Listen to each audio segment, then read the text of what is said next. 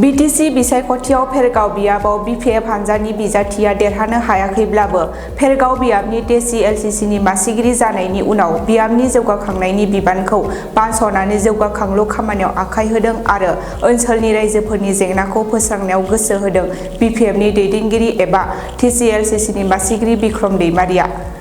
फेरगाव बियाबनि टिसिएलसिसिनि मासिगिरि जानायनि सिगां थांनाय समफोराव बिक्रम दैमारिखौ मदद होनाय गामियानो जाबाय खाग्राबारि ओनसोलनि सामथाइबारि गामि। दा बे सामथाइबारि गामिनि रायजोफोरनि अननायखौ बावगारलाङाखै बिक्रम दैमारिया। बेनिखायनो टिसिएलसिसिनि मासिगिरि जानायनि उनाव रायजोफोरा हास्थायनाय बादिनो बाथौ मन्दिर लुनानै होनो आवगायबोदों। बेबादिनो बाथौ मन्दिर लुनायनि अन्थाइ खाम्फाखौ गायसननानै होयो फेरगाव बियाबनि टिसिएलसिसिनि मासिगिरि बिक्रम दैमारिया।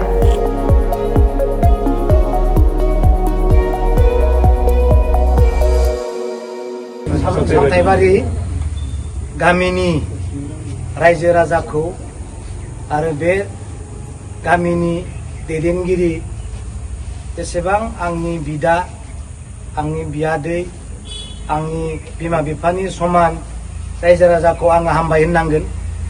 मानो होननानै बुङोब्ला बे रायजोआ आंखौ थांनाय जेब्ला सरकार गैयामोन बै सरकार गैयि समाव आंनो रांनि अनसुंथाइ होनानै आंखौ फार्स्ट अनग्रोदों बे गामिया।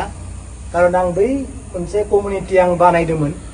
बे कमिउनिटि बानायनायाव जेब्ला गोदान सरकार जिहेतु दङमोन बिथांमोननो बे खामानिखौ स्टप खालामनो होदोंमोन आरो स्टप खालामनो होनाय हिसाबै बे खामानिया स्टप जानानै दङमोन।